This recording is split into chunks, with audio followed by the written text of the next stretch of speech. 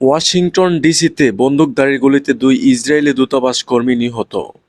যুক্তরাষ্ট্রের রাজধানী Washington ডিসিতে capital Jewish মিউজিয়ামের বাইরে গতকাল বুধবার রাতে একটি অনুষ্ঠান চলাকালে অজ্ঞাত বন্দুকধারীর গুলিতে ২ ইসরায়েলি দূতাবাস কর্মী নিহত হয়েছেন। এ ঘটনায় একজন সন্দেহভাজন ব্যক্তিকে আটক করা হয়েছে বলে কর্মকর্তারা সংবাদ মাধ্যমকে জানিয়েছেন। ওয়াশিংটন ডিসি তৃতীয় ও এফ স্ট্রিট এলাকার একজন পুরুষ ও একজন নারী গুলিবিদ্ধ হন।